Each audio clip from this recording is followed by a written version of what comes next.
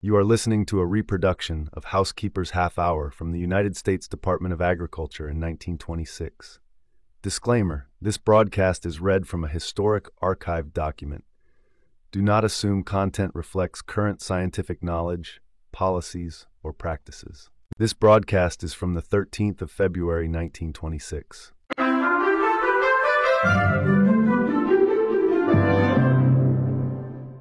What shall we have for dinner? 365 times a year, with unfailing regularity, this question confronts every housewife. Perhaps the Bureau of Home Economics can help to answer it from time to time by suggesting new combinations of old familiar foods, or new ways of cooking them to make them seem different. If your marketing is not already done, you can use these radio suggestions the same day they are given, but our suggestion is that you take them down now, think them over, and put them into effect tomorrow. One reason for this is that you can plan the necessary work better. Perhaps you can make the dessert in the morning, right after breakfast, and often some other dish can be prepared and set away too, so as to leave as little as possible to be done when mealtime is close at hand. Any necessary marketing can be done well in advance. At every season of the year, some foods are particularly abundant and easy to get almost everywhere. So we'll try to limit our suggestions as far as possible to such foods. And we'll have to assume that you have a properly brought up family willing to eat most familiar foods when they are attractively prepared, and that you, the housekeeper, are willing to try new ways of cooking once in a while, just for the sake of change. Let's build our first menu around a good roast of fresh pork, either the ribs, the leg, or the shoulder. That's a meat you can get anywhere in the wintertime, whether you live in the country or the city. The middle part of the loin is the most desirable as far as economy in serving goes, but it is also the highest in price, and most butchers prefer to cut a loin of pork in half and sell one end or the other. Have the butcher separate the chop bones between each vertebra to make carving easier, and if you take the tenderloin end, you may desire to have the tenderloin trimmed out so that you can use it for a different meal. It's delicious split and broiled or fried for lunch. Allow plenty of time for cooking all pork. Brown the roast quickly all over, then reduce the heat and cook fat side up. Make sure that the center of the roast is thoroughly cooked. If you have a fresh ham or shoulder, it is especially important to cook the middle of the roast well. Now for the rest of the menu. Time-honored custom has associated pork invariably with applesauce. There was a good dietetic reason for this, because the mild acid of the applesauce combined well with the richness of the pork fat and gravy. But the acid may be introduced exactly as well in the form of tomato. Sometimes a simple departure from one of these habitual combinations gives a fresh zest to a meal. Why not leave out the applesauce and have tomato soup? It's easily made with canned tomatoes and stock, with what the French call a suspicion of onion flavor, or with milk or water if you have no stock on hand. Every dinner need not begin with soup, however, if it is easier for you to omit soup because of the extra dishwashing. Serve scalloped tomatoes as your second vegetable. Scalloped dishes are doubly convenient, for they help to use up accumulated stale bread. They may be prepared at any time of the day and reheated at dinner time. Another way to provide a little acid with the pork is to serve one of your tart jellies with it, currant or rhubarb or wild grape. Vegetables must be thought of next. 2 will be enough. If you are going to have tomato soup, you will need 1 starchy and 1 succulent vegetable with the meat. This combination has been found to give a well-proportioned meal containing representatives from all the necessary food groups. You can serve a starchy vegetable and 2 others if you wish, because the added minerals, vitamins, and roughage are good for the family, but don't serve several kinds of starchy foods. Most people eat more of those than they need anyway. We usually think first of potatoes and rice as starchy foods to have for dinner, but we should also include such cereals as cornmeal, hominy, and products made from flour, like macaroni and noodles. Any kind of bread adds to the total starch of the meal. In the Southerner's estimation, nothing could be better than the favorite combination popularly called hog and hominy. So we shall choose boiled hominy grits to go with our pork roast, sure of pleasing the family. For the green or succulent vegetable, let's have cabbage, but such a different cabbage from the kind you have always served. Chop the cabbage up finely and cook it just about 2 minutes in hot milk. Half as much milk as you have cabbage. Then for each quart of cabbage, add a cup of cream or rich milk with 2 tablespoons of butter blended with the same amount of flour. Season with salt and pepper, cover, and boil just 3 or 4 minutes. The result is a crisp vegetable, delicate and delicious, retaining a maximum of those valuable constituents called vitamins. If you have already decided to omit the soup and have scalloped tomatoes, you need not have cabbage too, unless you wish, but be sure to try 5-minute cabbage at your very first opportunity. Dessert after a hearty dinner should generally be light and dainty and not too filling. Choose steamed apples with jelly, and you will not only satisfy those who insist on the apple-pork combination, but at the same time you will make your dinner seem somewhat different, with bread, butter, meat gravy, and any beverage you prefer. Of course, no tea or coffee for the children. Here's the complete menu. Tomato soup, roast pork, boiled hominy grits, 5-minute cabbage, steamed apples with jelly.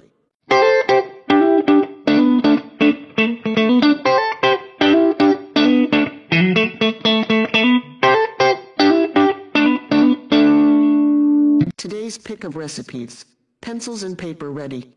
Here are the recipes you'll need with today's menu. The first is cream of tomato soup.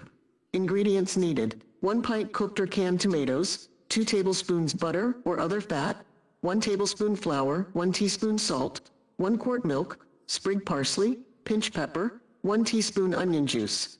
Also, if your family likes these flavors, 2 bay leaves, 1 whole clove, 1 teaspoon sugar. Leave them out if you prefer. The difficulty usually encountered in making cream of tomato soup, or tomato bisque as it's often called, is having the soup curdle the last minute.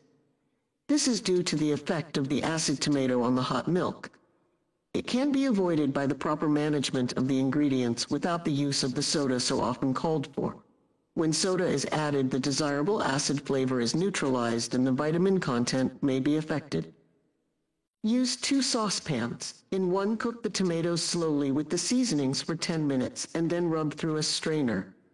In the other, scald the milk and thicken it with the flour and butter rubbed to a paste. Reheat the tomatoes in the first saucepan. Combine the 2 pans without further cooking and serve immediately. Tomato soup is also very good when made with stock or just water. Use 1 pint of cooked or canned tomatoes, 1 quart of water or meat stock, 4 tablespoons of butter or other fat, 4 tablespoons flour, 1 teaspoon salt, a pinch of pepper, a tablespoon of chopped onion.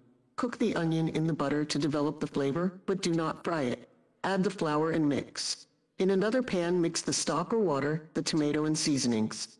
Heat these to the boiling point and pour slowly on the flour and butter mixture, stirring all the time to prevent lumping. Cook for a few minutes, strain and serve. Dessert today is to be steamed apples with jelly. First, make a syrup in the proportion of a cup of sugar to 2 cups of boiling water. Flavor this very slightly with vanilla or lemon.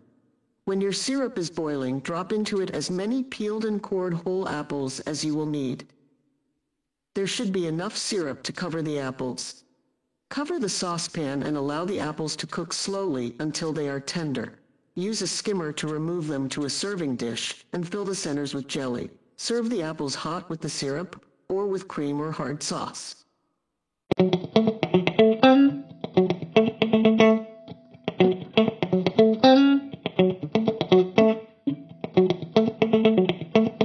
Questions women are asking. Question: how can a housekeeper distinguish hard wheat from soft wheat flour? Answer: flours from soft wheat have a velvety texture somewhat like cornstarch. Those from hard wheat are usually more gritty. Experts detect this difference by rubbing a pinch of flour lightly between the thumb and the 3rd finger. Squeeze a handful of flour tightly, then open the hand. If the flour remains in a mold and shows the impression of the fingers, it is probably a flour from soft wheat. Hard wheat flour acts more like a powder, and the mold breaks up readily. A quart of hard wheat flour that has been sifted once, dipped lightly into the measure, and then leveled off, weighs about 16 or 17 ounces or even more. A quart of soft wheat flour sifted and measured in the same way weighs only about 14 or 15 ounces. Question: why is hard wheat flour preferred for making yeast breads and soft wheat flour for quick breads, pastry, and cake? Answer: yeast breads can be made more easily and oftentimes more successfully from the so-called strong flours milled from hard wheat. This is because they contain a comparatively large quantity and high quality of gluten, the substance that enables the dough to stretch and hold within it the gas bubbles formed by the yeast during fermentation. Soft wheat flours, on the other hand, contain less gluten, and it does not have the elastic qualities of that in hard wheat. However, for cake, pastry, and quick breads, in which tenderness is of prime importance, this is desirable. It is important to remember this, and the homemaker should keep both soft and hard wheat flour on hand and use each for the purpose for which it is best suited. In a recent article in the Journal of Home Economics, Dr. Alsberg of the Institute for Rood Research in California makes the statement that it is an economic waste to use hard wheat flours to make biscuit and cake, or to thicken soups and gravies. We have reached the limit of our production of hard wheat in this country. A premium is being paid now for the hard varieties.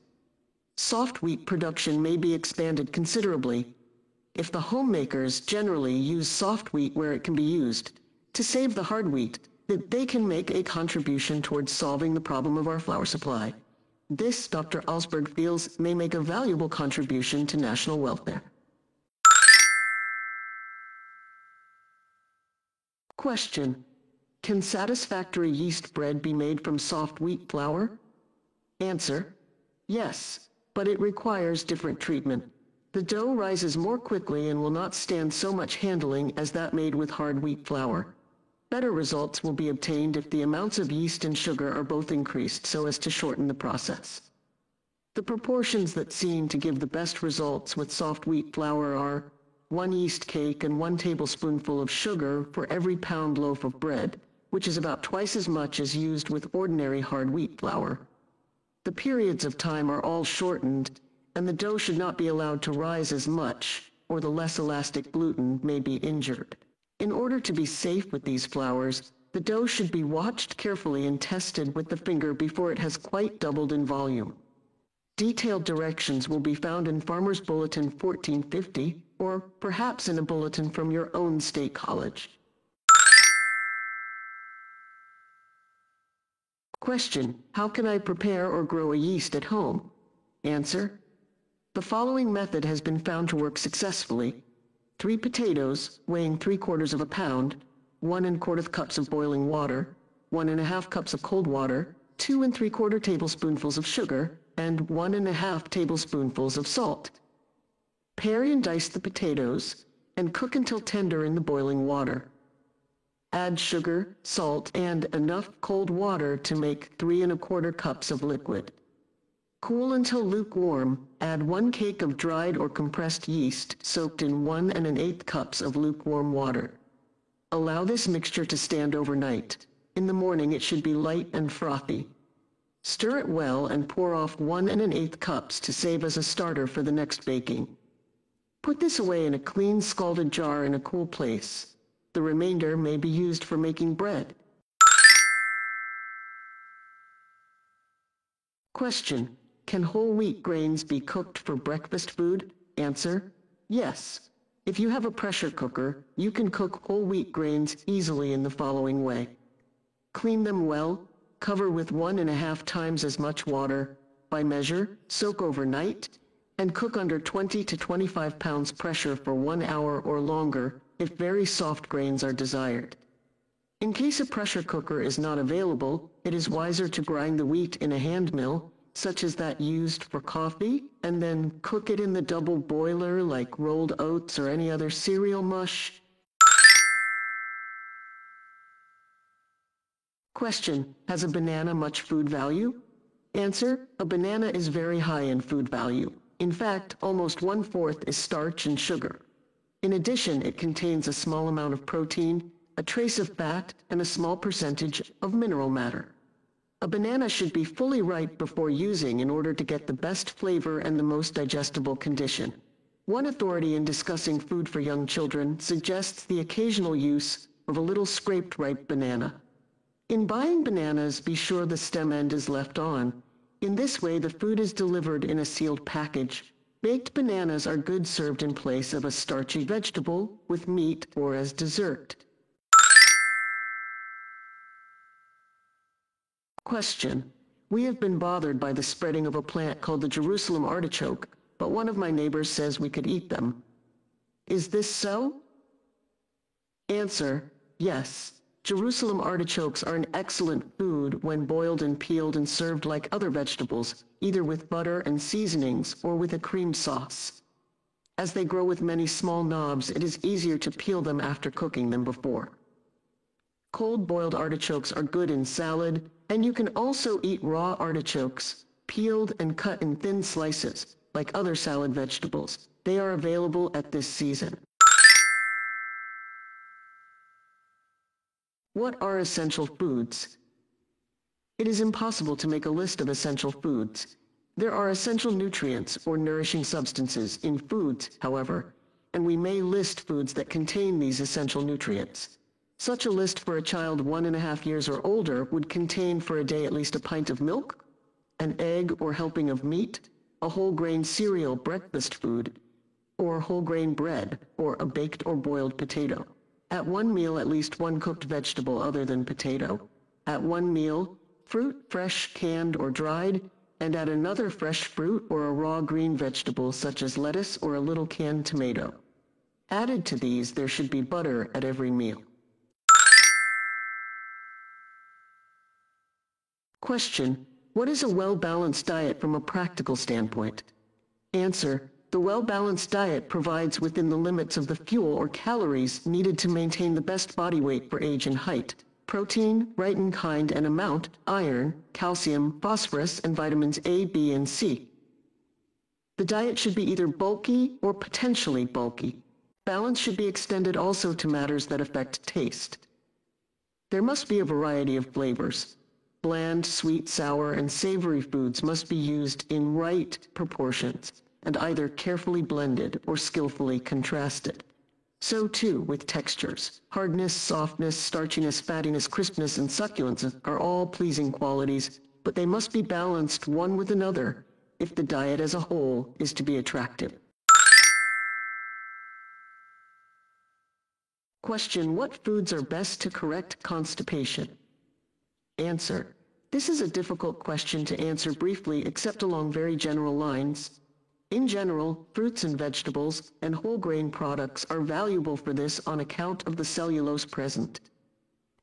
The aim in correcting constipation is to get a food residue with sufficient bulk to stimulate the intestinal action and also to have one which holds water. Cellulose is very incompletely digested and tends to hold water. A physician should be consulted in any long-standing case of constipation. Question. What foods would you suggest for anemic children? Answer. Egg yolk is unusually rich in iron and is very valuable in such cases. Prunes, raisins, orange juice, green vegetables, especially spinach, are valuable sources of this important constituent. Liver has been shown to be especially valuable in such a condition. Question. Is rayon a new textile fiber? Answer. Rayon is the name recently adopted by the trade for what has heretofore been termed artificial or fiber silk. The latter was not only misleading but incorrect, since this fiber is not an imitation of silk. In fact, the only characteristic it has in common with silk is luster, and in this rayon excels. Rayon is manufactured from wood pulp and cotton linters by so treating them that they can be dissolved and the resulting liquid formed into small filaments. Question. How can I distinguish artificial silk from real silk?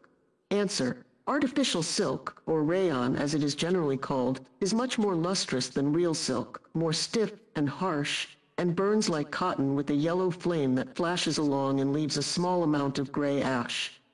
An exception is a brand of artificial silk recently introduced which gives a hard ball of ash. The yarns untwist very readily, and the individual filaments spread apart in more or less of a fan shape.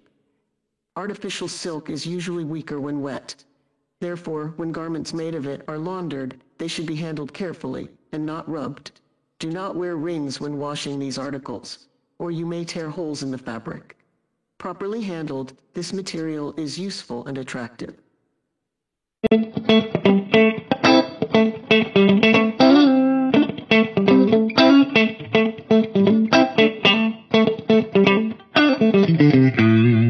Well, this concludes this broadcasting of Housekeeper's Half Hour. I'm your host, Aunt Sammy. If you did indeed enjoy this broadcast, please consider listening to any of our other broadcasts. New shows are to be put out every week for new education and your listening pleasure. Until next time, remember to keep it tidy. This production was researched and produced by Breakaway Empire, LLC.